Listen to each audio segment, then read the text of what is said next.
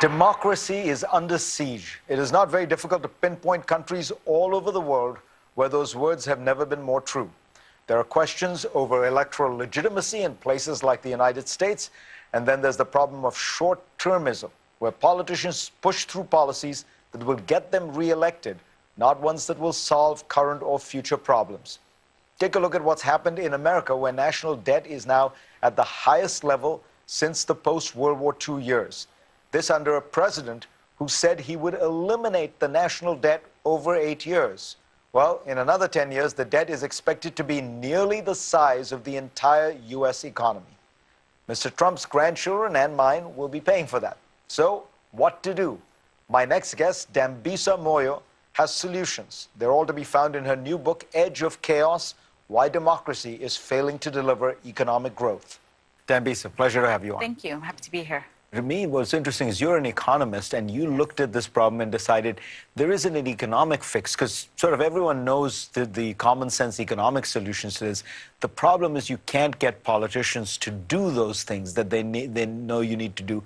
And so you've proposed reforming the political system as the answer to solving some of these problems. That's exactly right. I mean, essentially, my book is born out of frustration. As an economist, I'd love to focus on economic issues, but we keep getting usurped by the political process. In fact, Jean-Claude Juncker, who's the sitting president of the European Commission, has explicitly come out and said, we all know what we need to do, but we don't know how to get re-elected after we've done it. And so I think that's very corrosive and at the central problem of the political process today. So you come up with a bunch of solutions. What are your solutions to this problem? So I offered 10 proposals as potential solutions. All of them have precedent in the global economy. Somewhere somebody's already using these proposals. 6 of them are targeting politicians and 4 of them are targeting the voter. For example, I talk about potentially increasing the salaries and the compensation to politicians, but forcing them to justify their compensation. In Singapore, for example, politicians and members of the cabinet get 30 to 40% bonuses every year based on long-term outcomes like infrastructure, GDP, improvements in life expectancy. So I think that would be great. Salaries are tied in some way to private sector salaries. That's exactly right. So a minister in Singapore will make will do quite well. Yes, the head of state makes $1.4 million a year, highest paid in the world. And by the way, Singapore has, I think, the best rating on corruption. In other words, the lowest corruption levels in the world. That's exactly right. And I think that there is something to learn there. I mean, we've seen so much reform in compensation in private sector, so why not think about that for the public sector? But you have some for voters as well. You say, why don't we ask voters to be a little bit more aware and informed about issues? Yes, I mean, I think that I would hope that as a civic responsibility, people should want to be engaged in a process. And we've seen voter participation rates plummet.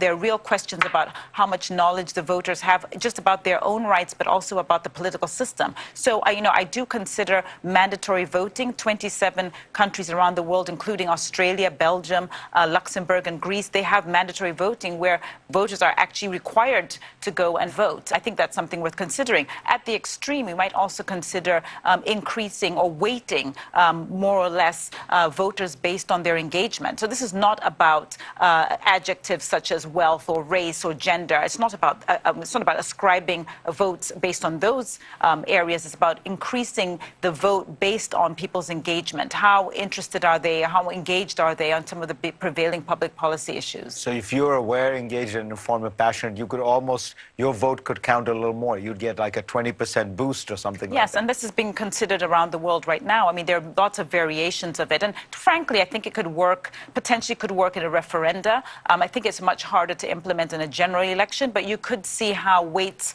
could matter more or less based on certain public policy issues. So maybe doctors and nurses get a higher weight in issues around healthcare, for example. What would you do for this problem of short-termism, which is it's very hard to impose short-term pain for long-term gain? Yes, you're absolutely right. And so one of the proposals I have is extending the political terms of the politicians. So that seems a little bit odd because we don't want to be authoritarian and have them sit in office for as long as possible. But places like Mexico have a 6-year term for the presidency, and you're only allowed to serve for 1 year, for 1 term.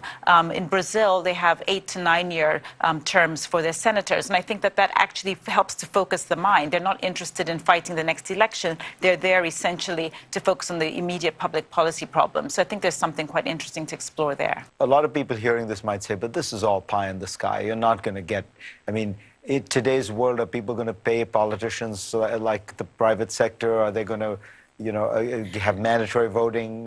What do you say to that? Well, I say, first of all, I'm an eternal optimist. Over 150 years ago, people said blacks couldn't vote, women couldn't vote. I mean, only landowners could vote. I mean, we changed that system. It's clearly something is fundamentally wrong with the political process, where money has seeped into the political process. As you know, 158 families in the United States are responsible for 50% of the political contributions. Voter participation rates are at historical lows. I just think that there's something quite corrosive. What do you do about the money? Well, I think with money, of course, campaign finance has been at the top of the agenda. Issues around, I think it's been a big setback to have Citizens United decision from the Supreme Court. I think that there's still scope to have much more curbs on lobbying. I think that that's an area which we could put more binds around as well. Fascinating set of proposals. Thank you. Thank you so much, Thank you.